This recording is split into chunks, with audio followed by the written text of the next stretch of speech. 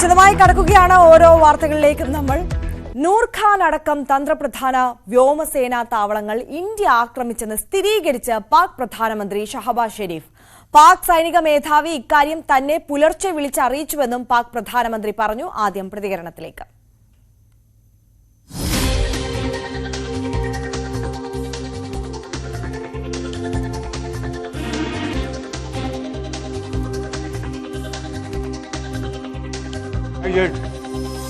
एक हम जवाब देंगे।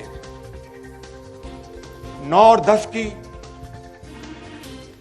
दरमियानी रात में तकरीबन 2:30 बजे सिपह सलार जनरल सईद आसिम मुनीर ने मुझे सिक्योर फोन पे मुझे बताया कि वज़ीर-ए-आज़म साहब, हिंदुस्तान ने अपने बैलिस्टिक मिसाइल अभी लॉन्च किए हैं, एक नूर खान एयरपोर्ट पे गिरा है और कुछ और दूसरे इलाकों में गिरे हैं. സംഘർഷത്തിൽ ഇന്ത്യ തകർത്തത് 600 ഡ്രോണുകളാണ്. അതേസമയം പഹൽഗാം ആക്രമണത്തിന് ശേഷം അടച്ച അട്ടാരി ചെക്ക് പോസ്റ്റ് ഇന്നലെ തുറന്നു. അഫ്ഗാൻ ട്രക്കുകൾക്ക് വേണ്ടിയാണ് അതിർത്തി തുറന്നത്. രാഗേഷ് നാഷണൽ ഡെസ്കിൽ നിന്ന് കൂടുതൽ വിവരങ്ങളുമായി ചേരുകയാണ്. Very good morning. അക്കമിട്ട് നിരത്തുകയാണ് ഏതൊക്കെ മേഖലകളിൽ ഏതൊക്കെ തരത്തിലാണ് തങ്ങൾക്ക് കോട്ടം സംഭവിച്ചത് ഇന്ത്യയുടെ പ്രഹരത്തിൽ എന്നുള്ളത് പാകിസ്ഥാൻ. ഏത് തലത്തിലൊക്കെ നമ്മൾ ഇതിനെ വായിച്ചെടുക്കണം ഈ തുറന്നു പറച്ചിലിനെ? ഒടുവിൽ പാക് പ്രധാനമന്ത്രി തന്നെ ഇക്കാര്യം സ്ഥിരീകരിക്കുകയാണ്. അത്തരമൊരു പതിവ് പാകിസ്ഥാന്റെ ഭാഗത്തുനിന്നുണ്ടാകാറില്ല. കാരണം സാധാരണഗതിയിൽ വലിയ ആക്രമണങ്ങളൊക്കെ തന്നെ ഇന്ത്യയുടെ ഭാഗത്തുനിന്നുണ്ടാകുമ്പോൾ അത് നിഷേധിക്കുന്നതാണ് പാകിസ്ഥാന്റെ പതിവ്. മുൻകാലങ്ങളിലും സമീപകാലത്തും. ഇപ്പോൾ പാക് സൈന്യം പോലും ഇക്കാര്യം സ്ഥിരീകരിച്ചിട്ടില്ല. പക്ഷേ പാക് പ്രധാനമന്ത്രി തന്നെ ഇക്കാര്യം ഔദ്യോഗികമായി ഇപ്പോൾ പ്രതികരിച്ചിരിക്കുകയാണ്. ഇന്നലെ സൈനികരെ അടക്കം അഭിസംബോധന ചെയ്യുന്നതിനിടെയാണ് ഇക്കാര്യം പറഞ്ഞത്. അതായത് 9-ാം തീയതിയാണ് ഇന്ത്യയുടെ തിരിച്ചടി ഉണ്ടാകുന്നത്. കാരണം 7-ാം തീയതിയാണ് ഓപ്പറേഷൻ സിന്ദൂർ ഇന്ത്യ ആരംഭിക്കുന്നത്. ഭീകര താവളങ്ങളെ ലക്ഷ്യം വെച്ചായിരുന്നു ഇന്ത്യയുടെ തിരിച്ചടി. പ്രത്യേകിച്ച് പാക് അധിനിവേശ കാശ്മീരിലെയും പാകിസ്ഥാനിലെയുമൊക്കെ 9 ഭീകര താവളങ്ങളാണ് ഇന്ത്യ ആക്രമിച്ചത്. അതിന് മറുപടിയായി പാകിസ്ഥാന്റെ ഭാഗത്തുണ്ടായ നീക്കം ഇന്ത്യയുടെ സേനാ താവളങ്ങൾ ആക്രമിക്കാനായിരുന്നു. അത് ഇന്ത്യ പ്രതിരോധിച്ചു. പക്ഷേ അതിന് മറുപടി എന്നോണമാണ് ഇന്ത്യ പിന്നീട് പാകിസ്ഥാന്റെ വ്യോമസേനാ താവളങ്ങൾ ലക്ഷ്യം വെച്ചത്. ഏതായാലും ഇപ്പോൾ അക്കാര്യമാണ് പാക് പ്രധാനമന്ത്രി ഷഹബാസ് ഷെരീഫ് തന്നെ സ്ഥിരീകരിച്ചിരിക്കുന്നത്. അതായത് 9-ാം തീയതി പുലർച്ചെ 2:30 തനിക്ക് പാക് പട്ടാള മേധാവിയുടെ അസിം മുനീറിന്റെ ഫോൺ കോൾ വന്നു എന്നാണ് അദ്ദേഹം പറഞ്ഞിരിക്കുന്നത്. അതിനാണ് നൂർഖാൻ അടക്കമുള്ള വ്യോമസേനാ താവളങ്ങൾ ആക്രമിച്ചു എന്ന് വ്യക്തമാക്കിയിരിക്കുന്നത്. അതായത് നൂർഖാൻ എന്ന് പറയുന്നത് തന്ത്രപ്രധാനമായ വ്യോമസേനാ താവളമാണ്. അതായത് ഇസ്ലാമാബാദിൽ നിന്ന് 10 കിലോമീറ്റർ മാത്രം ദൂരം. ഒപ്പം തന്നെ പാകിസ്ഥാന്റെ മിലിറ്ററി സൈനിക ആസ്ഥാനത്തിനോട് ചേർന്ന് കിടക്കുന്ന വ്യോമസേന താവളം. അങ്ങനെ തന്ത്രപ്രധാനമായ നൂർഖാൻ അടക്കമുള്ളവ ഇന്ത്യ ആക്രമിച്ചു. ബാലിസ്റ്റിക് മിസൈൽ ഉപയോഗിച്ച് ആക്രമിച്ചു എന്ന് തനിക്ക് വിവരം ലഭിച്ചു. അസിം മുനീർ തന്നെ ഇക്കാര്യം വിളിച്ചറിയിച്ചു എന്നാണ് ഇപ്പോൾ പാക് പ്രധാനമന്ത്രി തന്നെ വെളിപ്പെടുത്തിയിരിക്കുന്നത്. തീർച്ചയായും അത്തരമൊരു പ്രതികരണം പാകിസ്ഥാന്റെ ഭാഗത്ത് മുൻപ് ഉണ്ടാകുന്ന പതിവില്ല. അതാണിപ്പോൾ ഏതായാലും ഷഹബാസ് ഷെരീഫിന്റെ ഭാഗത്തുനിന്ന് ഉണ്ടായിട്ടുള്ളത്. മാത്രമല്ല ഇന്നലെ രാജ്നാഥ് സിംഗ് ചില മുന്നറിയിപ്പ് പാകിസ്ഥാന് നൽകിയിരുന്നു. അതായത് നിരീക്ഷണ ഘട്ടത്തിലാണ് പാകിസ്ഥാൻ ഇപ്പോൾ ഉള്ളത്. ആ നിരീക്ഷണം ഇന്ത്യ തുടരും. നന്നാവുകയാണെങ്കിൽ ഇന്ത്യ അംഗീകരിക്കും. അല്ലാത്ത പക്ഷം ഇന്ത്യയുടെ ഭാഗത്തുനിന്ന് ശക്തമായ മറുപടി ഉണ്ടാകുമെന്ന് രാജ്നാഥ് സിംഗ് പറഞ്ഞിരുന്നു. ഇതേ പ്രസംഗത്തിൽ തന്നെ ഷഹബാസ് ഷെരീഫ് വ്യക്തമാക്കിയ കാര്യം 3 യുദ്ധങ്ങൾ ഇരു രാജ്യങ്ങളും തമ്മിലുണ്ടായി. ആ യുദ്ധത്തിൽ നിന്ന് ഒരു നേട്ടവും 2 കൂട്ടർക്കും ഉണ്ടായിട്ടില്ല. അതുകൊണ്ട് തന്നെ ചർച്ചയിലൂടെ പ്രശ്നങ്ങൾ പരിഹരിക്കാൻ തയ്യാറാണ് പാകിസ്ഥാൻ എന്ന പ്രതികരണം കൂടി ഇപ്പോൾ പാക് പ്രധാനമന്ത്രിയുടെ ഭാഗത്തുനിന്ന് ഉണ്ടാവുകയാണ്. ഏതായാലും ഇന്ത്യയുടെ പ്രതിരോധം അത്രമേൽ ശക്തമായിരുന്നു. അത് വ്യക്തമാക്കുന്ന വിവരങ്ങൾ കൂടി ഈ ഘട്ടത്തിൽ പുറത്തു വരുന്നുണ്ട്. കാരണം പാകിസ്ഥാൻ ഉപയോഗിച്ചത് 600-ലധികം ഡ്രോണുകളാണ്. പ്രത്യേകിച്ച് വ്യോമസേനാ താവളങ്ങളാണ് പാകിസ്ഥാൻ ലക്ഷ്യം വെച്ചിരുന്നത്. അത് പടിഞ്ഞാറൻ അതിർത്തിയിൽ ഗുജറാത്ത് മുതൽ ഏതാണ്ട് രാജസ്ഥാൻ വരെയും കശ്മീർ വരെയും സമാനമായ രീതിയിൽ ഡ്രോണുകൾ ഉപയോഗിച്ച് വ്യോമസേനാ താവളങ്ങളും ജനവാസ കേന്ദ്രങ്ങളൊക്കെ തന്നെ ലക്ഷ്യം വെച്ചിരുന്നു. പക്ഷെ അതെല്ലാം ഇന്ത്യയുടെ വ്യോമ പ്രതിരോധ സംവിധാനങ്ങൾ തകർക്കുകയായിരുന്നു. വിരലിലെണ്ണാവുന്ന ചുരുക്കം ഡ്രോണുകൾ മാത്രമാണ് അത്തരത്തിൽ വ്യോമ പ്രതിരോധ സംവിധാനത്തെ മറികടന്ന് മുന്നോട്ട് പോകാൻ സാധിച്ചത്. ഇന്ത്യ തന്നെ അക്കാര്യം സ്ഥിരീകരിക്കുകയും ചെയ്തിട്ടുണ്ട്. കാരണം ചില വ്യോമസേനാ താവളങ്ങൾക്ക് ചെറിയ കേടുപാടുകൾ സംഭവിച്ചു എന്ന് വാർത്താ സമ്മേളനത്തിൽ തന്നെ വിദേശകാര്യ സെക്രട്ടറി ഉൾപ്പെടെ ഔദ്യോഗികമായി സ്ഥിരീകരിച്ചതാണ്. ഇപ്പോൾ ഏതായാലും പാകിസ്ഥാൻ 600-ലധികം ഡ്രോണുകളാണ് ഉപയോഗിച്ചെന്ന വാർത്ത കൂടി ഈ ഘട്ടത്തിൽ പുറത്തു വരികയാണ്. മറ്റൊരു പ്രധാനപ്പെട്ട കാര്യം, അട്ടാരി ചെക്ക് പോസ്റ്റുമായി ബന്ധപ്പെട്ടുകൊണ്ടാണ് ഈ ഓപ്പറേഷൻ സിന്ദൂർ ആരംഭിക്കുന്നതിന് മുമ്പ് തന്നെ ഇന്ത്യ നയതന്ത്ര തലത്തിലുള്ള നീക്കം ആരംഭിച്ചിരുന്നു. അത്തരത്തിൽ ഇന്ത്യയുടെ നീക്കത്തിന്റെ ഭാഗമായാണ് അട്ടാരി ചെക്ക് പോസ്റ്റ് അടച്ചത്. പക്ഷേ ഇന്നലെ ആ അട്ടാരി ചെക്ക് പോസ്റ്റ് തുറന്നിരിക്കുകയാണ്. കാരണം ഏതാണ്ട് 150-ലധികം ട്രക്കുകൾ അവിടെ കുടുങ്ങിക്കിടക്കുന്നുണ്ടായിരുന്നു പാകിസ്ഥാൻ ഭാഗത്ത്.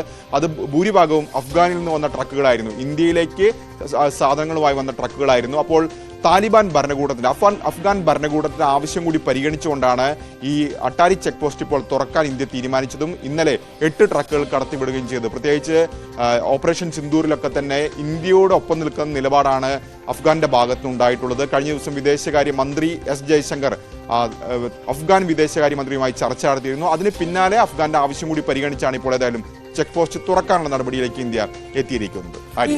നമുക്കറിയാം, അതായത് ഈ സംഘർഷത്തിൽ തങ്ങൾക്കാണ് മേൽക്കൈ എന്ന് അവകാശപ്പെട്ടുകൊണ്ട് പല തരത്തിലുള്ള ഫേക്ക് ന്യൂസുകളൊക്കെ സൈബർ ഇടത്തിൽ അടക്കം പ്രചരിപ്പിച്ചുകൊണ്ടിരുന്ന പാകിസ്ഥാനാണ്. നേരത്തെ സൂചിപ്പിച്ചതുപോലെ അങ്ങനെ ഒരു നാശം സംഭവിച്ചാൽ, തകർച്ച സംഭവിച്ചാൽ അത് സമ്മതിച്ചു തരാത്ത പാകിസ്ഥാനാണ്. പിന്നെ എന്തുകൊണ്ട് ഇപ്പോൾ ഇതൊക്കെ തുറന്ന് സമ്മതിക്കുന്നു എന്ന സംശയം സ്വാഭാവികമായും തോന്നുന്ന ഒരു സാഹചര്യം.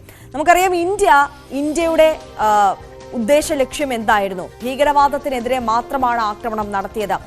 പാകിസ്ഥാന്റെ യഥാർത്ഥ ഭീകരവാദ മുഖം അത് ലോകത്തിന് മുമ്പിൽ തുറന്നു കാട്ടുവാൻ വേണ്ടി മറ്റ് ലോക രാജ്യങ്ങളിലേക്ക് ഒരു പര്യടനം തന്നെ ഇന്ത്യ ഇവിടുത്തെ പ്രതിനിധികളെ പങ്കെടുപ്പിച്ചുകൊണ്ട് നടത്താൻ തീരുമാനിച്ചിരിക്കുകയാണ്. അതിന്റെ പ്രതിനിധി സംഘമൊക്കെ പ്രതിപക്ഷ കക്ഷികളെ ഒക്കെ ചേർത്തുകൊണ്ട് ആ സംഘമൊക്കെ രൂപീകരിക്കുകയും ചെയ്തു. ഈ വിഷയങ്ങളൊക്കെ മുന്നിൽ കണ്ടുകൊണ്ട് ഇപ്പോൾ തങ്ങൾ തകർന്ന് നിൽക്കുകയാണ്, സാമ്പത്തികമായ അടിത്തറ പോലും ഇളകി നിൽക്കുകയാണ് എന്ന് ലോകത്തെ ബോധ്യപ്പെടുത്താൻ കൂടി വേണ്ടിയാണോ ഈ തുറന്നു പറച്ചിൽ? അങ്ങനെ കൂടി നമ്മൾ ഇതിനെ മനസ്സിലാക്കണമോ? കാരണം ഇന്ത്യയുടെ ഭാഗത്തുനിന്ന് കനത്ത പ്രഹരമാണ് പാകിസ്ഥാൻ ഉണ്ടായതെന്ന കാര്യത്തിൽ സംശയമില്ല. ഒരുപക്ഷെ പാകിസ്ഥാൻ പോലും പ്രതീക്ഷിക്കാത്ത നീക്കം ഇന്ത്യയുടെ ഭാഗത്തുനിന്നുണ്ടായി. അത് ഓപ്പറേഷൻ സിന്ദൂറിന്റെ ആദ്യഘട്ടം മുതൽ നോക്കുകയാണെങ്കിൽ അങ്ങനെ തന്നെ അതിനെ വായിച്ചെടുക്കാം. കാരണം ഇന്ത്യയുടെ സമീപകാലത്തെ തിരിച്ചടിയെല്ലാം തന്നെ പാക് അധിനിവേശ കശ്മീരിൽ മാത്രമായിരുന്നു. പാകിസ്ഥാനിലേക്ക് 1971 ശേഷമാണ് അത്തരമൊരു നീക്കം ഇന്ത്യയുടെ ഭാഗത്തുനിന്നുണ്ടായിട്ടുള്ളത്.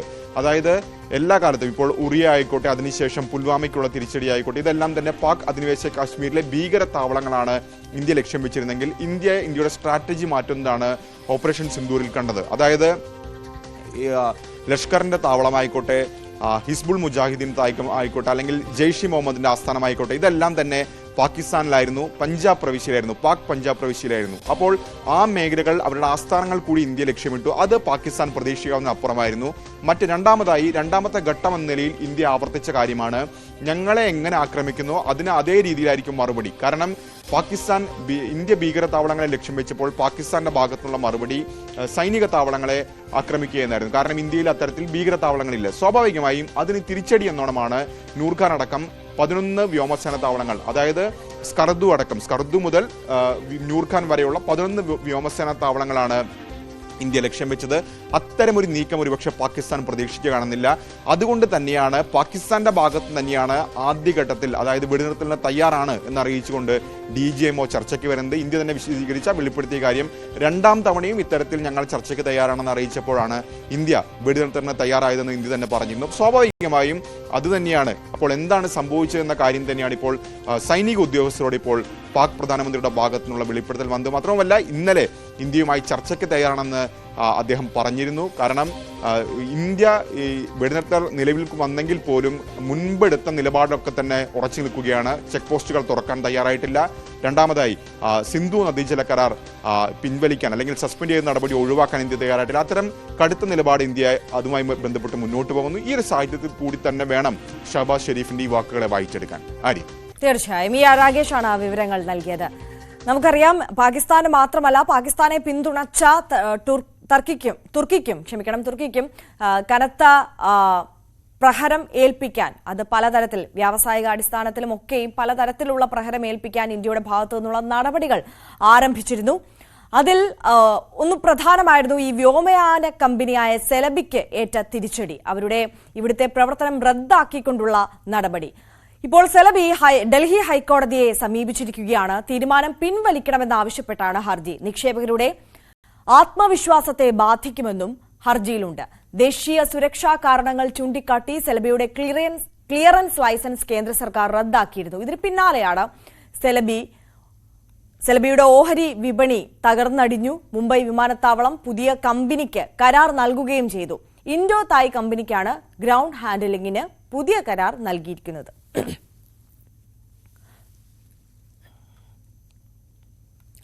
റാപ്പർ വേടനെതിരായ വിദ്വേഷ പ്രസംഗത്തിൽ RSS വാരിക കേസരിയുടെ പത്രാധിപർ NR മധുവിനെതിരെ case. Kizhakke Kallada local committee secretary Velayudhan നൽകിയ പരാതിയിലാണ് പോലീസ് കേസെടുത്തത്.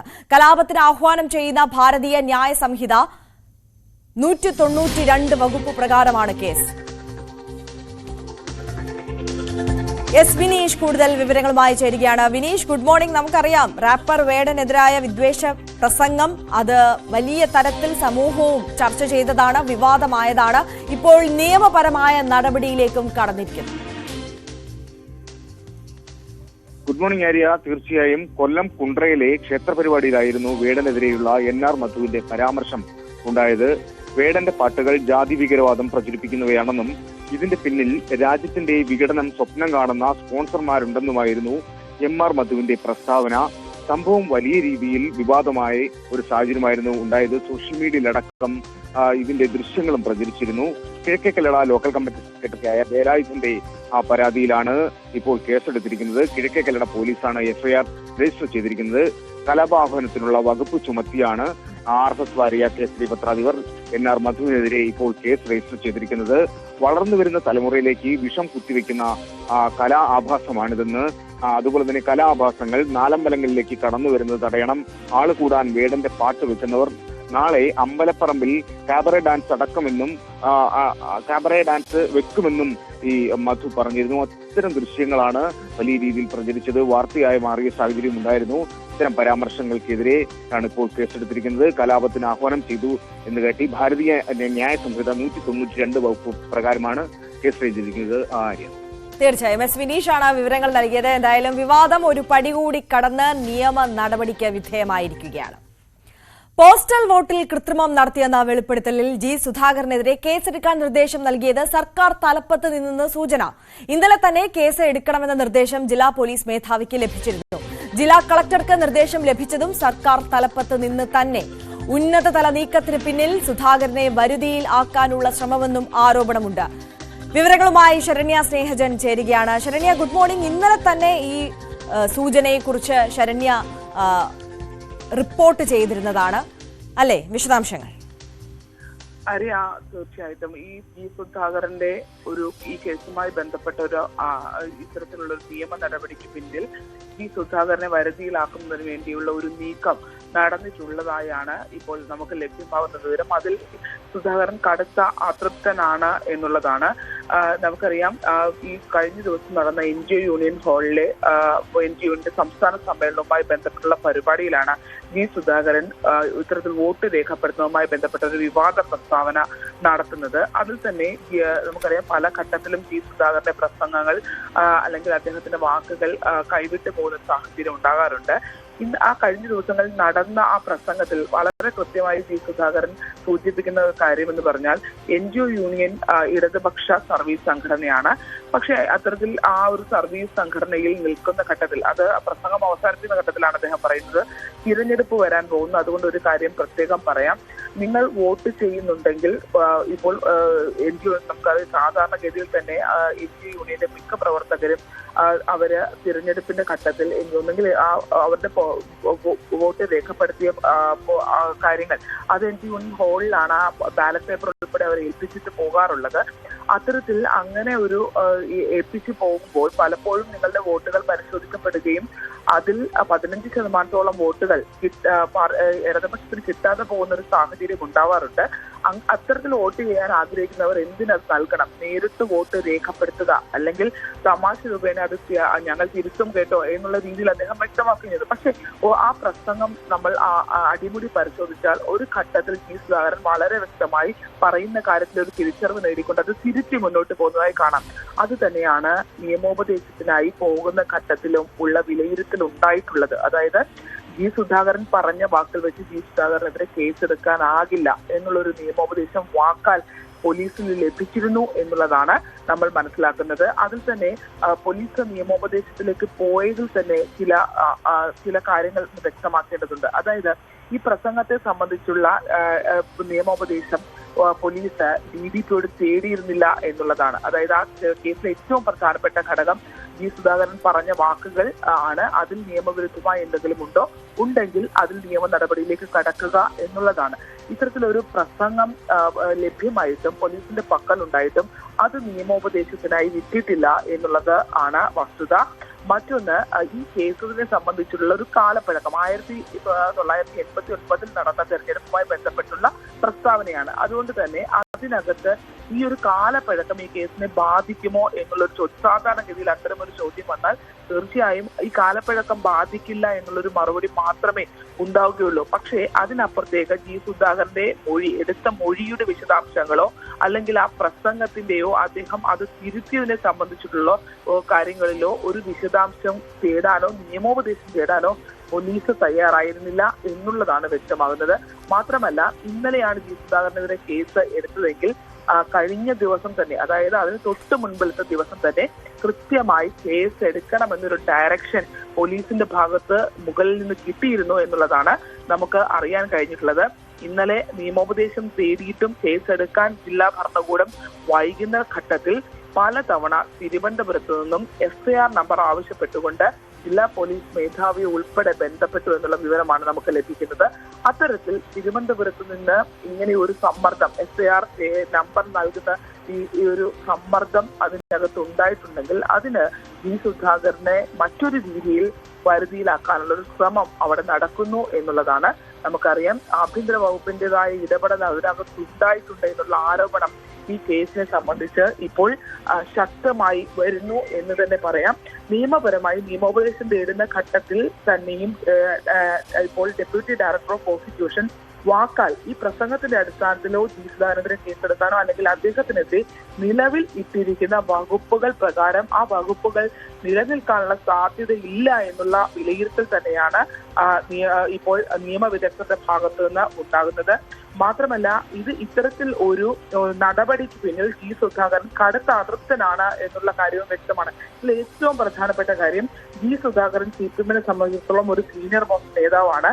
അദ്ദേഹത്തിന് ഇങ്ങനെ ഒരു സംഭവം ഉണ്ടാകുന്നു, ഒരു നോൺ ബെയിലബിൾ ഒഫൻസ് വന്ന് ഇടതുപക്ഷം ഭരിക്കുന്ന ഘട്ടത്തിൽ തന്നെ ഒരു കേസ് രജിസ്റ്റർ ചെയ്യുമ്പോൾ ആലപ്പുഴയിലെ പാർട്ടി നേതൃത്വത്തിൽ നിന്നോ അല്ലെങ്കിൽ മറ്റ് സ്ഥലങ്ങളിൽ നിന്നോ ഒരു ഫോൺ കോൾ പോലും അദ്ദേഹത്തിന് ഈ വിഷയം അന്വേഷിച്ചുണ്ടായിട്ടില്ല എന്നുള്ളത് വളരെ ശ്രദ്ധേയമാണ്. അതായത് നമുക്കറിയാം, ഇടതുപക്ഷം ഭരിക്കുന്ന 8ഓളം സീറ്റുകളുള്ള ആലപ്പുഴ ജില്ലയിലെ ഒരു MLA-മാരോ അല്ലെങ്കിൽ പാർട്ടിയുടെ നേതൃത്വത്തിലുള്ള ആളുകളോ ജി സുധാകരനെ പോലെയുള്ള ഒരു മുതിർന്ന നേതാവിന് ഇത്തരത്തിലൊരു നോൺ ബെയിലബിൾ ഒഫൻസ് വന്ന് ആ ഒരു കേസുമായി ബന്ധപ്പെട്ടുള്ള ഒരു വിവാദ വിഷയത്തിൽ നിൽക്കുന്ന ഘട്ടത്തിൽ അദ്ദേഹത്തോട് എന്താണ് എന്ന ഒരു വിവരം ചോദിച്ചു പോലും അദ്ദേഹത്തെ ബന്ധപ്പെട്ടിട്ടില്ല എന്നുള്ളതാണ്. അതായത് ഇതിനകത്ത് മുകളിൽ നിന്നൊരു ഇടപെടൽ ഉണ്ടായിട്ടുണ്ട് എന്നുള്ള ഒരു വിശ്വാസത്തിൽ തന്നെയാണ് ജി സുധാകരനും മുന്നോട്ട് പോകുന്നതെന്നാണ് നമുക്ക് മനസ്സിലാക്കാൻ കഴിയുന്നത്. നമുക്ക് കഴിഞ്ഞ കുറെ നാളുകളായുള്ള കാര്യങ്ങൾ അത് പരിശോധിച്ചാൽ മനസ്സിലാകും. പല അപ്രിയ സത്യങ്ങളും ജി സുധാകരൻ തുറന്നു പറയുന്നുണ്ട്. അത് ചില ഘട്ടത്തിൽ CPM-ന് തന്നെ തലവേദനയായി മാറുകയും ചെയ്യുന്നുണ്ട്.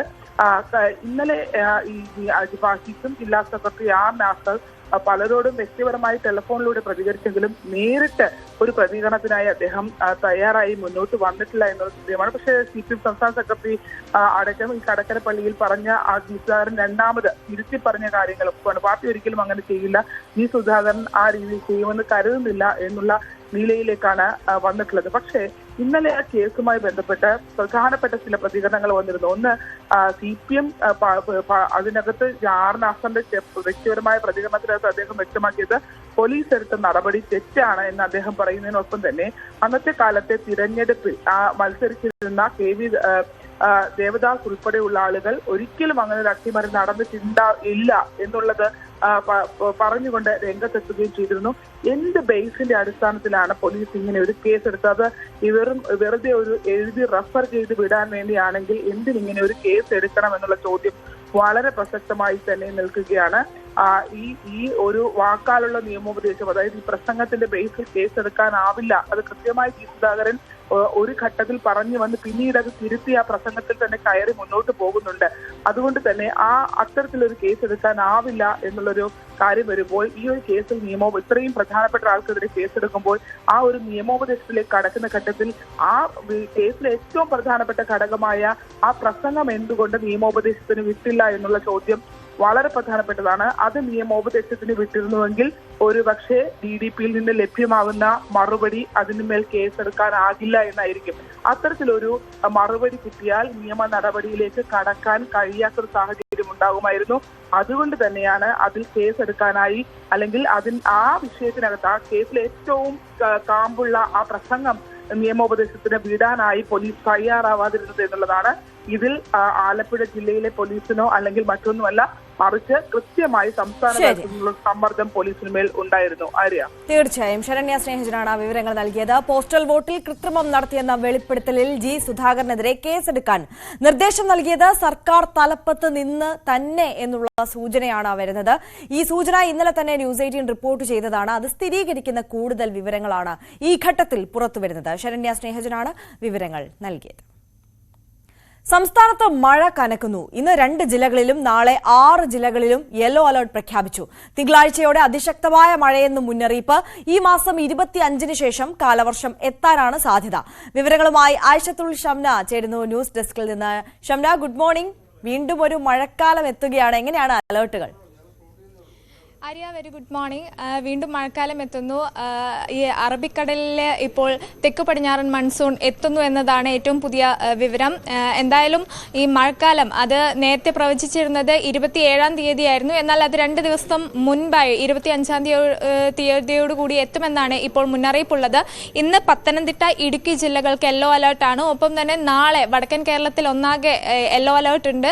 അതിനുശേഷം 19-ാം തീയതിക്ക് ശേഷം മുഴുവൻ വ്യാപകമായി മഴയുണ്ടാകും. അതും ഓറഞ്ച് അലേർട്ടുകളാണ് നിലവിൽ പ്രഖ്യാപിച്ചിട്ടുള്ളത്. ഇത് ഒരുപക്ഷെ മാറാൻ സാധ്യതയുണ്ട്. എങ്കിൽ പോലും വ്യാപകമായ മഴ തന്നെ ഉണ്ടാകുമെന്നാണ് ഇപ്പോൾ മുന്നറിയിപ്പുള്ളത്.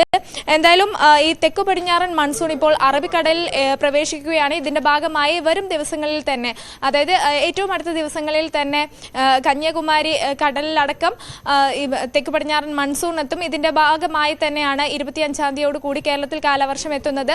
ഒപ്പം തന്നെ അതിശക്തമായ മഴക്കാലമായിരിക്കും ഇത്തവണ. അതായത് കേരളത്തിൽ കാലവർഷം എത്തുന്ന അതേ സമയത്ത് തന്നെ ഈ തെക്കു പടിഞ്ഞാറൻ അറബിക്കടലിലടക്കം മറ്റൊരു ന്യൂനമർദ്ദം രൂപപ്പെടുന്നുണ്ട്. ഇതിന്റെ ഭാഗമായി തന്നെ കേരളത്തിൽ ഇത്തവണ വ്യാപക മഴയായിരിക്കും, ശക്തമായ മഴയായിരിക്കും.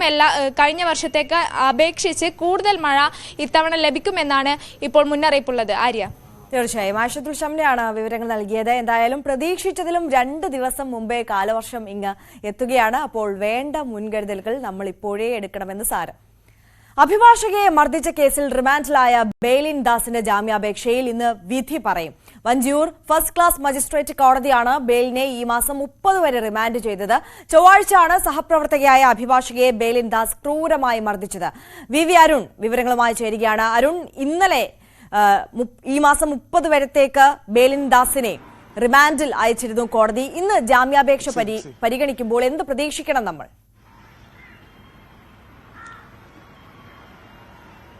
ജാമ്യാപേക്ഷ എന്ന് പരിഗണിക്കും. ഇന്നലെ തന്നെ ബെയിലിൻ ദാസും അയാളുടെ അഭിഭാഷകരും പറഞ്ഞത് പ്രകോപനമുണ്ടാക്കിയത് ഷാമിലിയാണ്, മറ്റു വഴികളില്ലാതെ ഈ അടിക്കേണ്ടി വരികയായിരുന്നു, അല്ലെങ്കിൽ അത്തരമൊരു ആക്രമണം ഉണ്ടാവുകയായിരുന്നു. തന്നെ ക്രൂരമായി മർദ്ദിച്ചു ഷാമിലി, തന്റെ ചെവിയിലടിച്ചു, ചെവിയുടെ കേൾവി ശക്തിക്ക് കുറവ് വന്നു, ചെവിയിൽ ഇൻഫെക്ഷൻ ഉണ്ടായിട്ടുണ്ട്, കണ്ണട പൊട്ടിച്ചു. അങ്ങനെ വലിയ പ്രകോപനം ഷാമിലിയുടെ ഭാഗത്തുനിന്നുണ്ടായി. 2 വനിതാ അഭിഭാഷകർ തമ്മിലുള്ള തർക്കമാണ് തന്നെ കൂടി വലിച്ചഴക്കുകയും തന്നെ ഈ രീതിയിൽ മർദ്ദിക്കുകയും ചെയ്തത്. താനിതിൽ നിരപരാധിയാണ്, ആ ഒരു നിമിഷത്ത് സംഭവിച്ചു പോയ അപകടമെന്ന തരത്തിലാണ് ഈ ബെയിലിൻ ദാസിന്റെ അഭിഭാഷകൻ കോടതിയിൽ വാദിച്ചത്. അതുകൊണ്ട് തന്നെ ജാമ്യം അനുവദിക്കണമെന്നായിരുന്നു ആവശ്യം. എന്നാൽ കോടതി ഇന്നലെ ഇത് തള്ളി. ജാമ്യ ഹർജി നാളെ പരിഗണിക്കാം എന്ന് പറയുകയായിരുന്നു.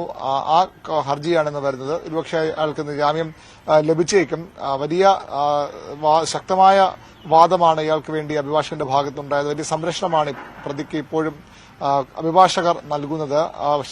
ഇരയായ അല്ലെങ്കിൽ മർദ്ദനമേറ്റ ഷാമിയേക്കാൾ കൂടുതൽ പരിഗണന ഒരു വലിയ വിഭാഗം അഭിഭാഷകർ ഇയാൾക്ക് നൽകുന്നുണ്ട്.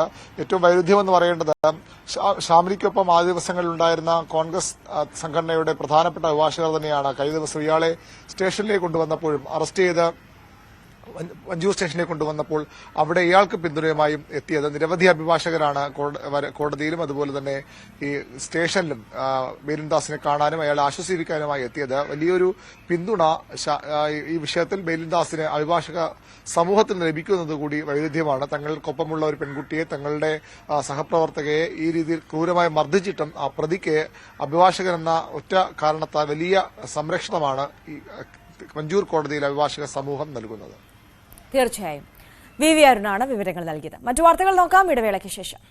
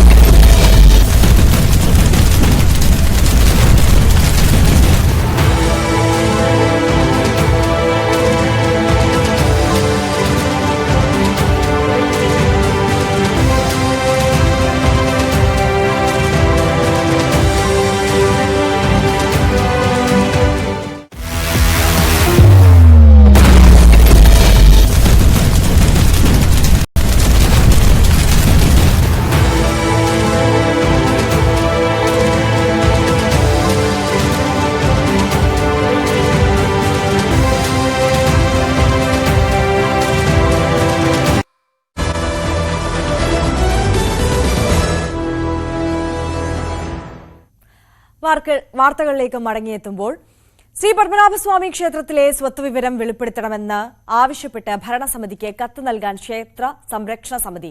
നിലവറകളിലേതിന് പുറമെയുള്ള വസ്തുക്കളുടെ സ്റ്റോക്ക് രജിസ്റ്റർ തയ്യാറാക്കണമെന്നാണ് ആവശ്യം. നിലവിലെ സ്ഥിതി തുടർന്നാൽ നിയമ നടപടികളിലേക്ക് കടക്കേണ്ടി വരുമെന്നും ക്ഷേത്രം സംരക്ഷണ സമിതി ജില്ലാ president S Radhakrishnan Nair news 18നോട് പറഞ്ഞു. ക്ഷേത്രത്തിൽ നിന്ന് കാണാതായ സ്വർണ്ണദണ്ഡ് തിരികെ കിട്ടിയെങ്കിലും തുടർച്ചയായി അമൂല്യ വസ്തുക്കൾ കാണാതാകുന്നതിലെ ദുരൂഹത ഒഴിവാക്കണം എന്നാണ് ക്ഷേത്ര സംരക്ഷണ സമിതിയുടെ ആവശ്യം. സ്റ്റോക്ക് രജിസ്റ്റർ തയ്യാറാക്കുകയാണ് അതിൽ പ്രധാനം. നിത്യോപയോഗത്തിനുള്ള വസ്തുക്കളുടെ ഉൾപ്പെടെ കണക്ക് വ്യക്തമാക്കണം.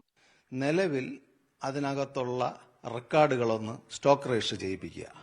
എന്തൊക്കെ സാധനമുണ്ട്, ഭഗവാന്റെ രത്നങ്ങൾ നിലവറയിരിക്കുന്നതല്ല, ഡെയിലി വിശേഷ ദിവസങ്ങൾ വരുമ്പോൾ പത്മനാഭന് ചാർത്തേണ്ട ആടയാഭരണങ്ങളും വസ്തുക്കളുടെയും ഒരു ലിസ്റ്റ് സ്റ്റോക്ക് രജിസ്റ്റർ ചെയ്യുക. അതിന് ഉത്തരവാദിത്തപ്പെട്ട ഓഫീസറെ സ്റ്റോറിൽ പോസ്റ്റ് ചെയ്യുക. അദ്ദേഹത്തിന്റെ ഉത്തരവാദിത്വമാണ് പൂജയ്ക്ക് കൊടുക്കുക, തിരിച്ചേൽപ്പിക്കുക. അത് നടന്നിട്ടില്ല എങ്കിൽ ക്ഷേത്ര സംരക്ഷണ സമിതി അതിന്റേതായ രീതിയിലുള്ള നിയമവഴികളിലേക്ക് പോകും. അമൂല്യ വസ്തുക്കൾ കാണാതാവുകയും പിന്നീട് കേസാകുമ്പോൾ പ്രത്യക്ഷപ്പെടുകയും ചെയ്യുന്ന വിചിത്ര രീതിയും ഏറെ സംശയങ്ങൾക്ക് ഇട നൽകുന്നു. കിണ്ണം ഇതുപോലെ കട്ട് ചെയ്തു, തിരിച്ച് കിണ്ണം കൊണ്ടുവച്ചു. ദണ്ട് ഇപ്പൊ കട്ട് ചെയ്തു, കൊണ്ടുവച്ചു. അവിടെ നിൽക്കുന്ന ഹനുമാന്റെ വിരല് വരെ തങ്കം അറുത്തുകൊണ്ട് പോയിട്ടുണ്ട്. അതും ആളറിഞ്ഞിട്ടും നടപടികൾ എടുത്തിട്ടില്ല. ഇത് പല നാൾ കട്ടിയിടും കള്ളൻ ഒരു നാൾ പിടി വീഴും. ഇതെല്ലാം ചെയ്തിട്ടുള്ളത് ഒരുത്തനാണ്, അതിനൊരു സംശയമില്ല. ഭരണ സ്വാധീനത്തിന്റെ ഉറപ്പാണ്, രാഷ്ട്രീയ സ്വാധീനത്തിന്റെ ഉറപ്പാണ്. ഭക്തജനങ്ങളെ വടിയാക്കുന്ന രീതിയിൽ ഇനിയും ഇത്തരത്തിലുള്ള മോഷണങ്ങൾ അവിടെ പോടരുത്. ഒരു വിഭാഗം ഈശ്വര വിശ്വാസമില്ലാത്ത വ്യക്തികൾ അതിനകത്ത് സ്റ്റാഫുകളായിട്ടുണ്ട്. സാമാന്യമായെങ്കിലും പത്മനാഭസ്വാമിയെ വിശ്വാസം ഉള്ളവനാണെങ്കിൽ അത് തറയിൽ കിടന്നാലും എടുത്തവിടെ വയ്ക്കും. CCTV പതിയാത്ത സ്ഥലത്തു നിന്നാണ് സ്വർണ്ണദണ്ഡ് നേരത്തെ കണ്ടെടുത്തത്. മണലിൽ ഒരടിയോളം താഴ്ചയിലേക്ക് ദണ്ട് പോയതെങ്ങനെ എന്ന ചോദ്യത്തിനും ഇതുവരെ ഉത്തരം ലഭിച്ചിട്ടില്ല. News 18 Thiruvananthapuram. Thiruvananthapuram Palayam saint Joseph cathedral ദേവാലയത്തിൽ നിന്ന് കുർബാനയ്ക്കിടെ നേർച്ചപ്പണവും മൊബൈൽ ഫോണും പേഴ്സും മോഷ്ടിച്ച പ്രതിയെ പോലീസിന് ഇതുവരെ പിടികൂടാൻ കഴിഞ്ഞിട്ടില്ല. കഴിഞ്ഞ ഞായറാഴ്ച വൈകുന്നേരം ദേവാലയത്തിൽ കുർബാന നടക്കുന്നതിനിടെയാണ് അൾത്താരയ്ക്ക് സമീപമുള്ള മുറിയിൽ മോഷണം നടന്നത്. മ്യൂസിയം പോലീസിന്റെ നേതൃത്വത്തിലാണ് അന്വേഷണം.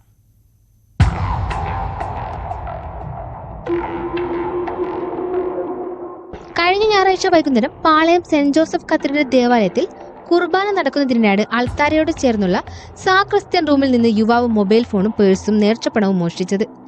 മോഷണ വിവരം അറിഞ്ഞുടൻ CCTV ദൃശ്യങ്ങൾ കേന്ദ്രീകരിച്ചുകൊണ്ട് പരിശോധന നടത്തി. മ്യൂസിയം പോലീസിന് പരാതിയും കൈമാറി. പ്രാഥമിക അന്വേഷണത്തിൽ തട്ടിയെടുത്ത ബൈക്കിലെത്തിയാണ് യുവാവ് മോഷണം നടത്തിയതെന്ന് സ്ഥിരീകരിച്ചു.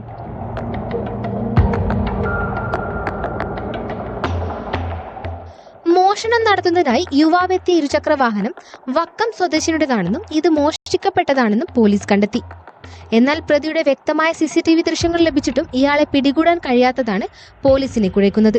പാറ്റൂരുള്ള ദേവാലയത്തിൽ നിന്ന് കാണിക്കായി ലഭിച്ച പണം ഉൾപ്പെടെ കവർന്നതാണ് മ്യൂസിയം പോലീസിന് നൽകിയ പരാതിയിൽ വ്യക്തമാക്കിയിരിക്കുന്നത്.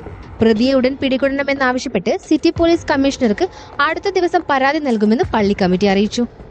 ന്യൂസ് 18 തിരുവനന്തപുരം. പ്രൊഫഷണൽസുമായി മുഖ്യമന്ത്രിയുടെ സംവാദ പരിപാടി ഇന്ന്. സമൂഹത്തിന്റെ വിവിധ മേഖലകളിൽ ഉള്ളവരുമായി മുഖ്യമന്ത്രി നടത്തുന്ന സംവാദ പരമ്പരയുടെ ഭാഗമാണിത്.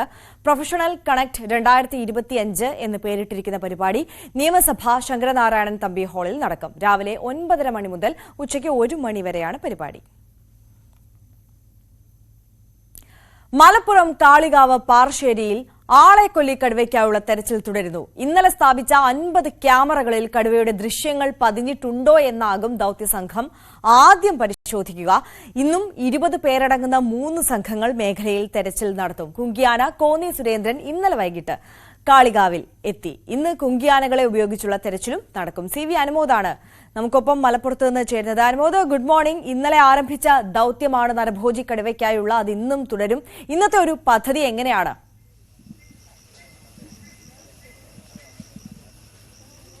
Arya, good morning. ഇന്ന് കൂടുതൽ മേഖലകളിലേക്ക് തെരച്ചിൽ വ്യാപിപ്പിക്കാനുള്ള ആലോചനയിലാണ് ദൗത്യസംഘം ഉള്ളത്. ഞാനിപ്പോഴുള്ളത് കുങ്കിയാനകളുടെ ക്യാമ്പിലാണ്. നമുക്ക് ദൃശ്യങ്ങളിൽ കാണാം കോന്നി സുരേന്ദ്രൻ മുത്തങ്ങയിലെ കുങ്കിയാനകളിലെ പ്രമുഖനാണ്.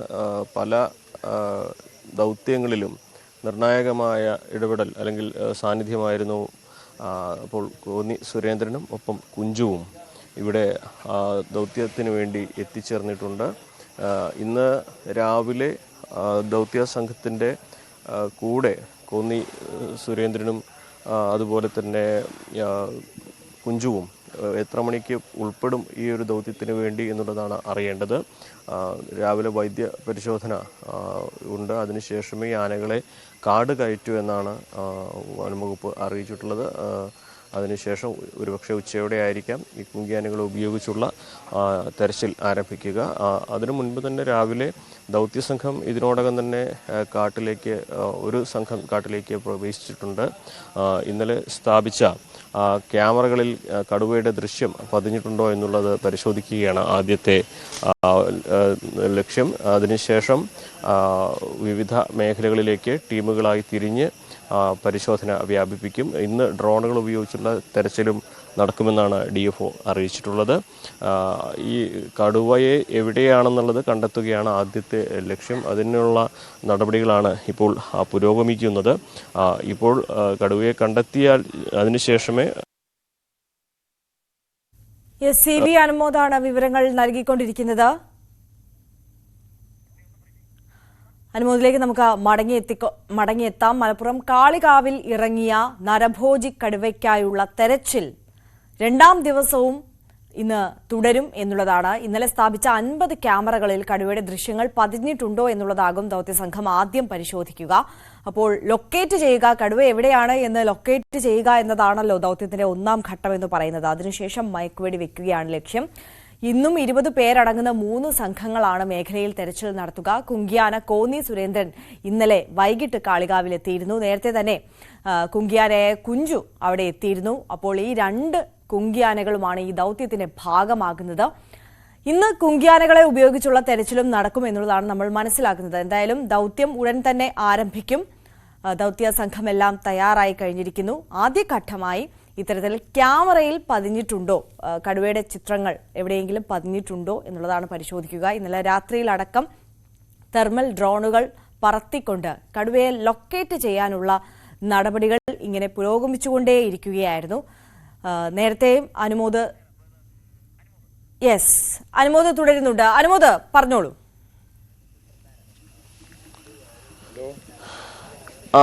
ആര്യ, അതാണ് ഇതിൽ ഈ കടുവ എവിടെയാണെന്ന് സ്പോട്ട് ചെയ്യലാണ് ഏറ്റവും പ്രധാനപ്പെട്ട ഒരു കാര്യം. അതിന് ശേഷമാണ് അതിലേക്ക് എത്താനുള്ള മറ്റു നടപടികൾ ആരംഭിക്കുക. ഇന്നലെ തന്നെ അരുൺ സക്രിയ പറഞ്ഞത് നമുക്ക് ശ്രദ്ധിക്കാം. അദ്ദേഹം പറഞ്ഞിരുന്നു ഈ കുങ്കിയാനകളെ 2 തരത്തിലാണ് ഉപയോഗിക്കുന്നത്. ഒന്ന്, കാട്ടിൽ എവിടെയാണ് ഈ കടുവ എന്നുള്ളത് അതിൻ്റെ ഗന്ധം തിരിച്ചറിഞ്ഞ് അതിനെ കണ്ടെത്തുവാൻ ഈ കുങ്കിയാനകൾക്ക് പ്രത്യേക കഴിവുണ്ട്. പ്രത്യേകിച്ച് കോന്നി സുരേന്ദ്രനാണെങ്കിലും കുഞ്ചു ആണെങ്കിലും ഈ കടുവ മിഷനുകളിൽ മുൻപും പലപ്പോഴും ഫലപ്രദമായിട്ട് പങ്കെടുത്ത 2 ആനകളാണ്. പ്രത്യേക പരിശീലനം ഈ കടുവ മിഷനിൽ ലഭിച്ച ആനകളാണ് സുരേന്ദ്രനും അതുപോലെ തന്നെ കുഞ്ചുവും. അതുകൊണ്ട് തന്നെ ഈ ആനകളുടെ സാന്നിധ്യം മുൻപും വയനാട്ടിൽ പല കടുവ മിഷനുകളും വനം വകുപ്പ് ഉപയോഗിച്ചിട്ടുണ്ട്. അതുകൊണ്ട് തന്നെ കുങ്കിയാനകളെ ഉപയോഗിച്ച് ഈ പറയുന്ന തരത്തിൽ ഈ തെരച്ചിലിൽ കുറച്ചുകൂടി ഊർജിതമാക്കാൻ കഴിയുമെന്നൊരു പ്രതീക്ഷ തന്നെയാണ് വനം വകുപ്പിന് പങ്കുവെക്കുന്നത്. വലിയ തോതിൽ തന്നെ അതിനുള്ള സംവിധാനങ്ങൾ ഇവിടെ ഒരുക്കിയിട്ടുണ്ട്. ഇന്നലെ തന്നെ CCF അടക്കമുള്ളവർ 60 അംഗ സംഘത്തെ വ്യാപകമായ തെരച്ചിലിന് നിയോഗിച്ചിട്ടുണ്ടെന്ന് വ്യക്തമാക്കിയിരുന്നു.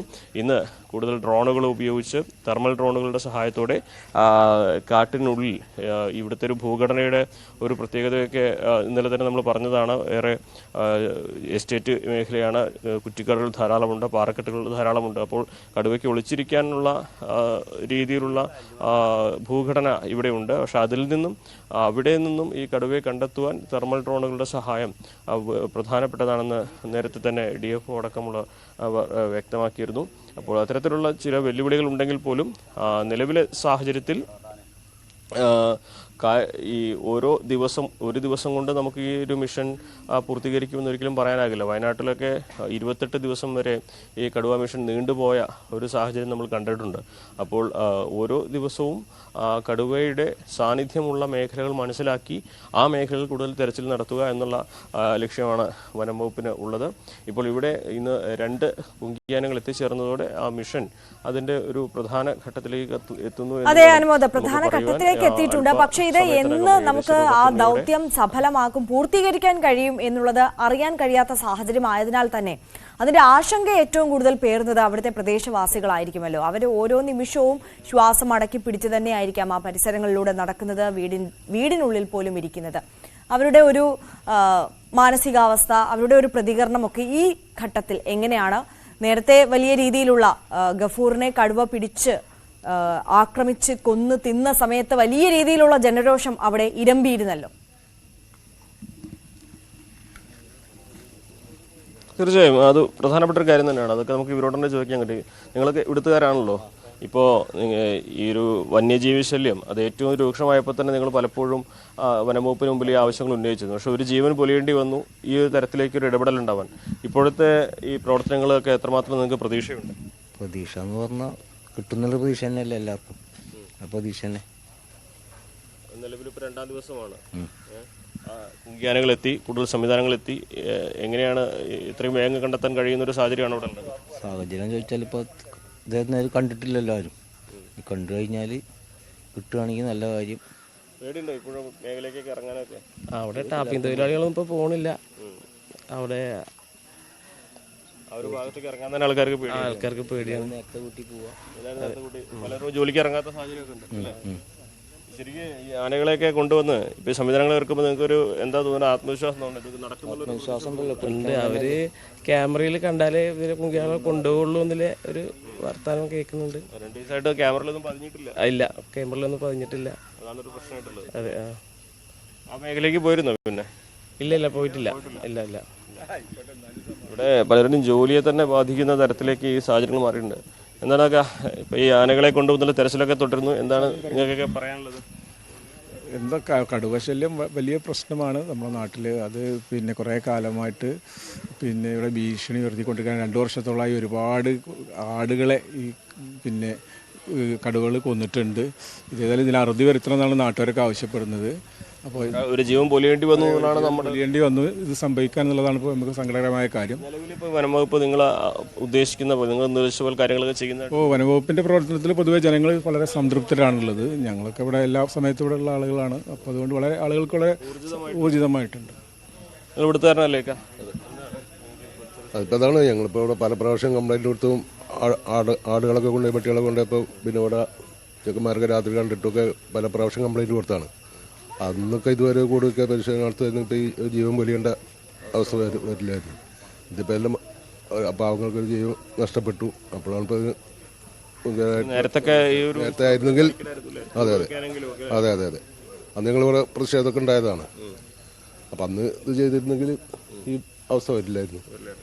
ഇതിപ്പോൾ അവർ ചെയ്യുന്നുണ്ട്, ഇപ്പോൾ വന്നിട്ട് ചെയ്യുന്നുണ്ട്. പക്ഷേ പ്രതീക്ഷ ഉണ്ട് പ്രതീക്ഷിക്കാനല്ലേ പറ്റൂ. ഞാനൊരു ടാപ്പിംഗ് തന്നെ അതിൻ്റെ അടുത്ത് തന്നെ ടാപ്പിംഗ് ആയിരുന്നു. പോകുന്നില്ല, പോകാൻ പേടിയപ്പോൾ. കാരണം ഇപ്പോൾ ഇതിപ്പോൾ നേരെ പോയി പറഞ്ഞപ്പോൾ മനുഷ്യൻ്റെ അത് മാംസം നിന്ന് കഴിഞ്ഞാൽ പിന്നെ കണ്ടാൽ പിന്നെ ഇത് വരുന്ന പറയുന്നത്. അവർ പോയിട്ടാണ്.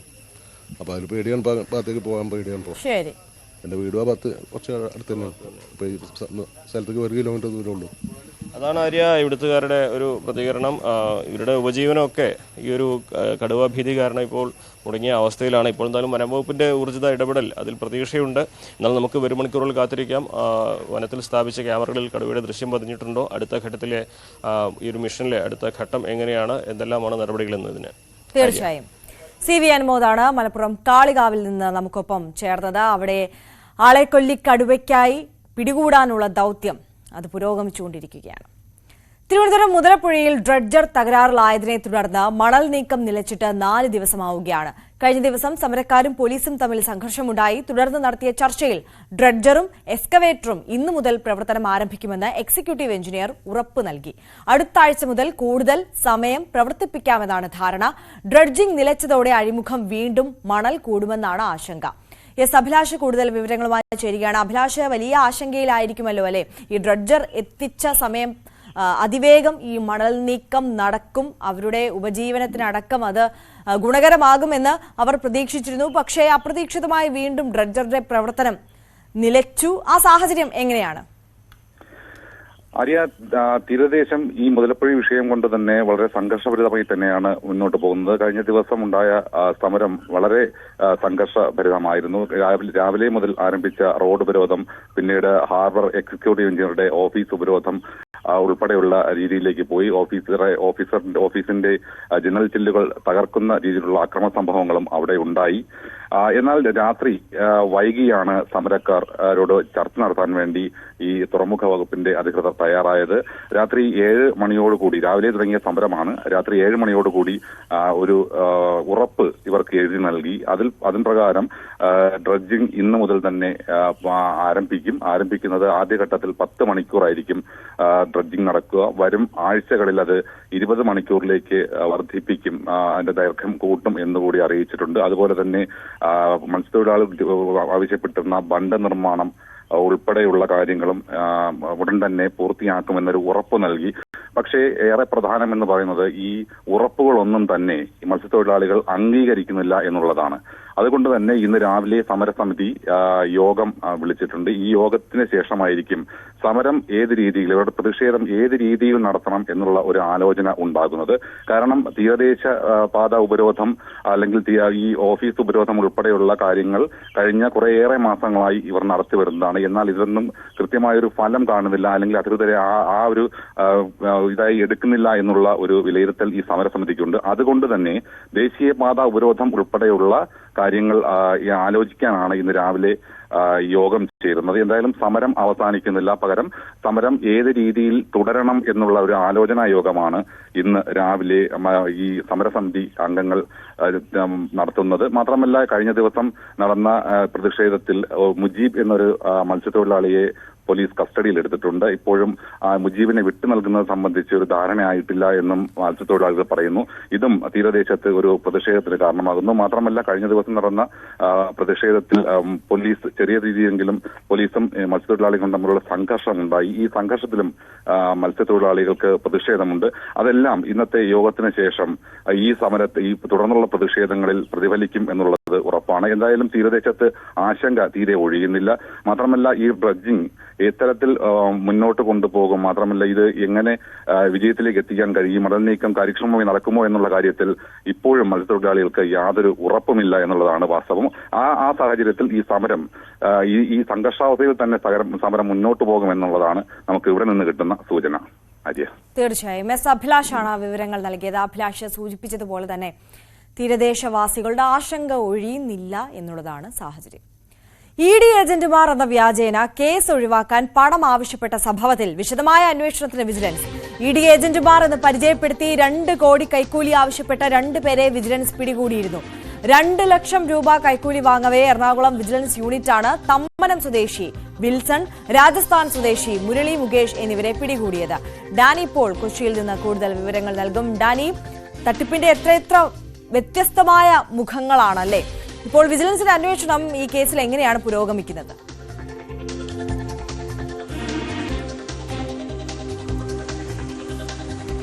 ആര്യ, ഈ കേസുമായി ബന്ധപ്പെട്ടുകൊണ്ട് വിജിലൻസ് വളരെ ജാഗ്രതയോടുകൂടിയാണ് മുന്നോട്ട് പോകുന്നത്. കാരണം ഇത് ഒരു ദേശീയ അന്വേഷണ ഏജൻസിയാണ്, അല്ലെങ്കിൽ അവരുടെ പേര് പറഞ്ഞുള്ള ഒരു തട്ടിപ്പാണ് വന്നിരിക്കുന്നത്. അതിൽ വിജിലൻസിന് കുറേ സംശയങ്ങൾ നിലനിൽക്കുന്നുണ്ട്. കാരണം 2 കാര്യങ്ങളാണ് അതിൽ ഏറ്റവും പ്രധാനമായിട്ട് അന്വേഷിക്കുന്നത്. ഏതെങ്കിലും രീതിയിൽ ഇവരുമായി ബന്ധപ്പെട്ടിട്ടുണ്ടോ, അന്വേഷണ ഉദ്യോഗസ്ഥരുമായിട്ട് ഈ ഏജന്റുമാർ എന്ന് പറയുന്നവർ ബന്ധപ്പെട്ടിട്ടുണ്ടോ എന്ന കാര്യമാണ് ആദ്യഘട്ടത്തിലേക്ക് അന്വേഷണം നടക്കുന്നത്. അതിലൊരു സംശയം പൊതുവായിട്ട് ബാക്കി നിൽക്കുന്നത്, ഇവർ ഈ പറഞ്ഞ സമയത്ത് ഏജന്റുമാർ ഈ വ്യവസായിയെ സമീപിച്ചുകൊണ്ട് ഞങ്ങൾ വേണമെങ്കിൽ അടുത്ത നോട്ടീസ് സമൻസ് വരുന്നത് കൃത്യമായ രീതി അടക്കമുള്ള കാര്യങ്ങൾ പറയാമെന്ന് പറഞ്ഞുകൊണ്ട് സമൻസ് വരികയും ചെയ്യുന്നുണ്ട്. അപ്പോൾ കൃത്യമായി എങ്ങനെ ഈ സമൻസ് ഈ ഡേറ്റിൽ തന്നെ വന്നു എന്ന കാര്യത്തിൽ സംശയം നിലനിൽക്കുന്നുണ്ട്. ഒരുപക്ഷെ അത് സ്വാഭാവികമായൊരു നടപടിക്രമങ്ങൾ ചോദിച്ച് ആരെങ്കിലും മനസ്സിലാക്കി ചെയ്തതായിരിക്കാം. പക്ഷെ അങ്ങനെയുള്ള കാര്യങ്ങൾക്ക് ഏതെങ്കിലും രീതിയിലുള്ള സഹായമോ മറ്റു കാര്യങ്ങളോ ഉണ്ടോ എന്നതാണ് വിജിലൻസ് പ്രധാനമായും തന്നെ പരിശോധിക്കുന്നത്. ഒപ്പം ഈ കേസ് ഇപ്പോൾ EDയുടെ ശ്രദ്ധയിലേക്കും വരുന്നുണ്ട്. കാരണം ഇങ്ങനെ തങ്ങളുടെ പേര് പറഞ്ഞ് ചിലർ തട്ടിപ്പ് നടത്തുന്നത് തങ്ങളുടെ വിശ്വാസ്യതയും കാര്യങ്ങളെയും എല്ലാം തന്നെ അത് കളങ്കപ്പെടുത്തുന്നതാണ്. അതുകൊണ്ട് ഈ കേസിൻ്റെ വിശദാംശങ്ങൾ, ഇവർ ആരൊക്കെയാണ്, തങ്ങളുടെ ഏജന്റുമാർ എന്ന് പറഞ്ഞുകൊണ്ട് ഈ വ്യവസായിയെ സമീപിച്ചത് ആരൊക്കെയാണ്, ഇവർക്ക് എന്തൊക്കെയാണ് ബന്ധമെന്നത് ഇവരും EDയും അന്വേഷിക്കുന്നുണ്ട്. വിജിലൻസ് ഇവരുമായി ബന്ധപ്പെട്ട് ഇപ്പോൾ അറസ്റ്റിലായ കൊച്ചി സ്വദേശി വിൽസണെയും അതോടൊപ്പം തന്നെ മറ്റ് ഇതര സംസ്ഥാനക്കാരെ ബീഹാർ സ്വദേശി സംബന്ധിയായ കാര്യങ്ങളിലുമെല്ലാം അന്വേഷണം നടത്തുന്നുണ്ട്. പ്രധാനമായും തന്നെ അവരുടെ ഫോൺ കോളുകൾ കേന്ദ്രീകരിച്ചുകൊണ്ടാണ് കഴിഞ്ഞ ദിവസങ്ങളിലും ഇപ്പോൾ ഇവർ പറഞ്ഞ കാര്യങ്ങൾ ഈ കേസ് രണ്ടാമത് വരുമ്പോൾ തന്നെ, കാരണം പഴയ ഒരു ഫയല് കാര്യങ്ങളടക്കമുള്ള കാര്യങ്ങളാണ് ഇവർ അന്വേഷിച്ചിരുന്നത്. അപ്പോൾ നേരത്തെ ഈ കേസ് വന്നപ്പോൾ ഇവർ ഏതെങ്കിലും രീതിയിലൊരു ബന്ധപ്പെടലുകൾ എവിടെയെങ്കിലും ഉണ്ടായിട്ടുണ്ടോ, ഇവർക്ക് ഈ കേസിൻ്റെ വിശദാംശങ്ങൾ ആരാണ് EDയിൽ നിന്നടക്കം നൽകാനിടയായത് എന്നതടക്കമുള്ള കാര്യങ്ങളിൽ ഈ ഫോൺ കോളുകൾ അടക്കമുള്ള കാര്യങ്ങൾ കേന്ദ്രീകരിച്ചുകൊണ്ട് പരിശോധിക്കുന്നുണ്ട്. ഒപ്പം ആരൊക്കെയാണ് ഇവരുടെ സുഹൃത്തുക്കൾ? കാരണം ഇങ്ങനെ ഒരു തട്ടിപ്പ് സ്വാഭാവികമായും ഒരു റാക്കറ്റ് കേന്ദ്രീകരിച്ചുകൊണ്ട് തന്നെയാണ്. കാരണം വലിയ തുകയാണ് ഇവർ ആവശ്യപ്പെട്ടിരിക്കുന്നത്. അത് ഒരു അക്കൗണ്ട് നമ്പർ നൽകി ആ അക്കൗണ്ട് നമ്പറിൽ നിക്ഷേപിക്കാനാണ് പറഞ്ഞിരിക്കുന്നത്. കാരണം ഇങ്ങനെയുള്ളൊരു തട്ടിപ്പുകാർ ഈ ഒരു അക്കൗണ്ട് നമ്പർ നൽകി അതിലേക്ക് നിക്ഷേപിക്കാൻ പറയുക, അത്തരം കാര്യങ്ങളുണ്ട്. അപ്പോൾ അങ്ങനെ സ്വാഭാവികമായും പറയുന്നില്ല. കാരണം അതിൽ എവിടെയും അക്കൗണ്ടബിൾ ആകാതെ ഈ പണം സ്വീകരിച്ചു കൊണ്ടുപോകാനാണ് പലരും തന്നെ ശ്രമിക്കുക. പക്ഷേ ഇവർ അതിൽ നിന്ന് വ്യത്യസ്തമായി പ്രവർത്തിക്കുകയും ചെയ്തിട്ടുണ്ട്. അപ്പോൾ ഈ കാര്യങ്ങളിൽ ഒരു കൃത്യത വരുത്തേണ്ടതുണ്ട്. അപ്പോൾ അത്തരം കാര്യങ്ങളിൽ കൂടുതൽ അന്വേഷണം നടത്താനാണ് വിജിലൻസ് തയ്യാറെടുക്കുന്നത്. ഇരുവരെയും കുറിച്ച് കൂടുതൽ അന്വേഷണം നടത്തും. മറ്റാർക്കെങ്കിലും ഇതിൽ പങ്കുണ്ടോ, അന്തർ സംസ്ഥാന ബന്ധങ്ങളുണ്ടോ എന്നതടക്കമുള്ള കാര്യങ്ങളിൽ വിജിലൻസ് പരിശോധന തുടരുകയാണ്. ആര്യ, തീർച്ചയായും ഡാനി പോളാണ് വിശദാംശങ്ങൾ നൽകിയത്. ആഴത്തിൽ അന്വേഷണം വേണ്ട ഒരു കേസാണ്.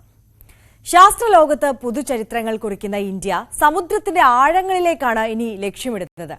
കടലിൽ 6000 മീറ്റർ ആഴത്തിലേക്ക് ഇറങ്ങിച്ചെന്ന് ഗവേഷണം നടത്താനൊരുങ്ങുകയാണ് ഇന്ത്യ. സമുദ്രയാൻ എന്നാണ് പുതിയ മിഷന് പേരിട്ടിരിക്കുന്നത്.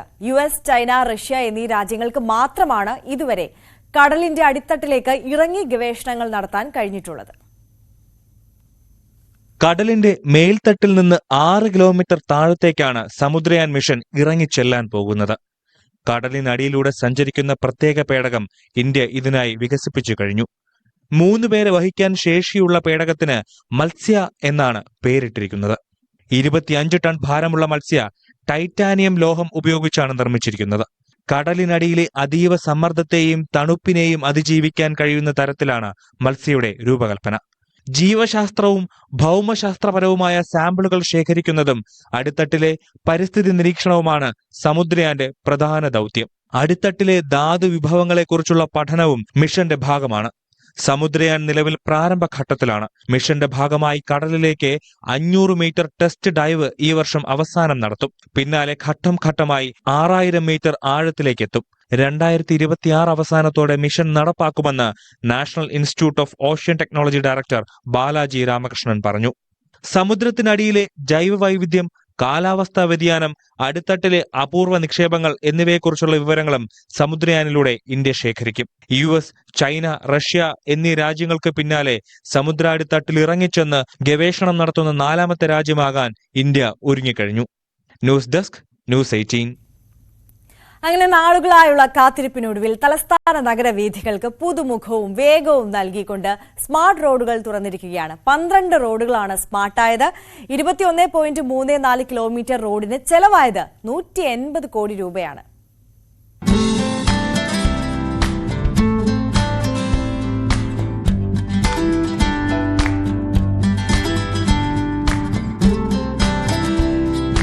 കുണ്ടും കുഴിയും നിറഞ്ഞ റോഡുകളിലൂടെ മാസങ്ങൾ ഇഴഞ്ഞു നീങ്ങിയ ദുരിതകാലം കഴിഞ്ഞു. നഗരവാസികൾക്ക് ഇനി സന്തോഷത്തിന്റെ ദിവസങ്ങളാണ്. അക്ഷരാർത്ഥത്തിൽ സ്മാർട്ടായി മാറി തലസ്ഥാനത്തെ റോഡുകൾ.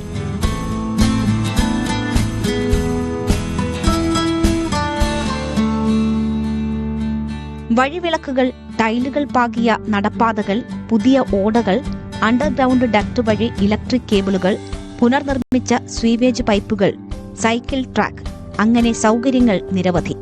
ടാറിട്ട റോഡ് കണ്ടാൽ കുത്തിപ്പൊളിക്കുന്ന വാട്ടർ അതോറിറ്റി ഇനി ആ പണി ചെയ്യില്ല. ഇവയെല്ലാം പ്രത്യേകം സ്ഥാപിക്കുന്ന ഡക്റ്റുകളിലൂടെയാകും കടന്നുപോവുക. റോഡ് വെട്ടിപ്പൊളിക്കാതെ അറ്റകുറ്റപ്പണി ചെയ്യാനായി പ്രത്യേക ചേംബറുകളും നിർമ്മിച്ചിട്ടുണ്ട്.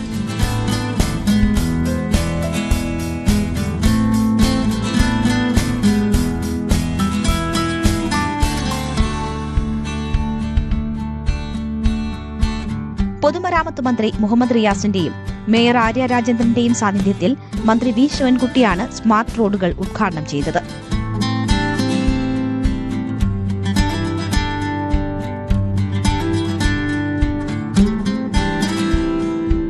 മാനവീയം വീഥിയിലേതിന് സമാനമായി യൂണിവേഴ്സിറ്റി കോളേജിന് മുന്നിലും നൈറ്റ് ലൈഫ് കേന്ദ്രം വരും.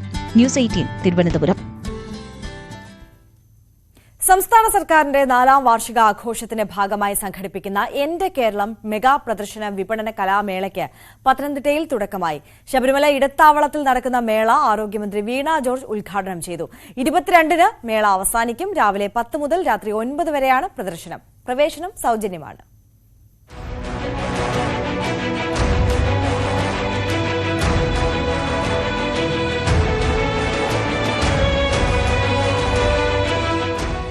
സർക്കാർ വകുപ്പുകളുടെയും പൊതുമേഖലാ സ്വയംഭരണ സ്ഥാപനങ്ങളുടെയും ശീതീകരിച്ച 188 സ്റ്റാളുകളാണ് മെഗാമേളയ്ക്കായി പത്തനംതിട്ട ശബരിമല ഇടത്താവളത്തിൽ തുടക്കമായത്.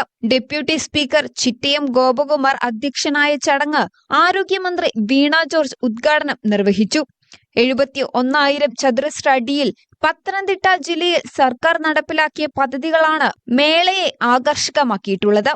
എന്റെ കേരളം പ്രദർശന വിപണന മേള പത്തനംതിട്ട ജില്ലയിൽ ഇന്ന് ആരംഭിക്കുകയാണ്. ഇത് ജനങ്ങൾക്ക് വേണ്ടിയിട്ടുള്ള മേളയാണ്. അതോടൊപ്പം തന്നെ നമ്മുടെ ജില്ലയിൽ ഈ കാലഘട്ടത്തിൽ ചെയ്തിട്ടുള്ള എല്ലാ പ്രവർത്തനങ്ങളും, എല്ലാ നിയോജക മണ്ഡലങ്ങളിൽ ചെയ്തിട്ടുള്ള പ്രവർത്തനങ്ങൾ ജനങ്ങൾക്ക് നേരിട്ട് കാണാനായിട്ട് സാധിക്കും. മെഡിക്കൽ കോളേജ് ആകട്ടെ, കോഴഞ്ചേരി പാലത്തിന്റെ അവസാന സ്റ്റാൻഡ് വർക്ക് നടക്കുകയാണ്.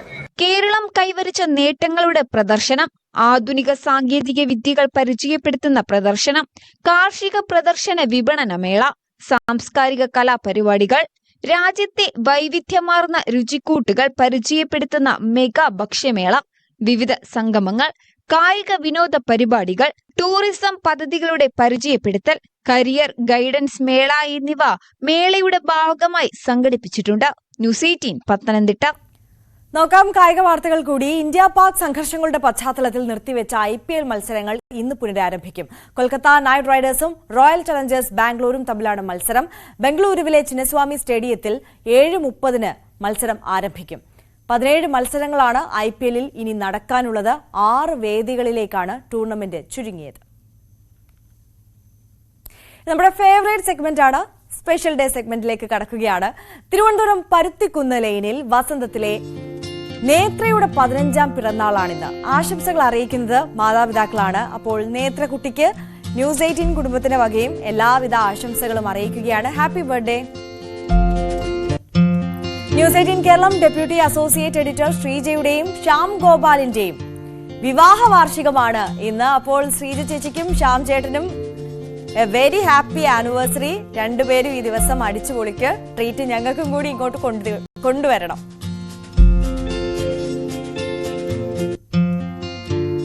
ഇന്ന് 11ാം പിറന്നാൾ ആഘോഷിക്കുന്ന ആഗ്നേന്ദ്ര മോഹന് ആശംസകൾ അറിയിക്കുന്നത് അച്ഛൻ അരുൺ മോഹനും അമ്മ അശ്വതി ചന്ദ്രനും സഹോദരനായ അർണവേന്ദ്ര മോഹനുമാണ്.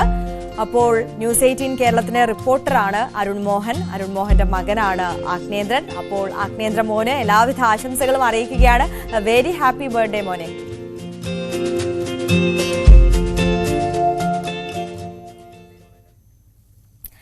അപ്പോൾ രാവിലെയുടെ സമയം ഇവിടെ അവസാനിക്കുകയാണ്.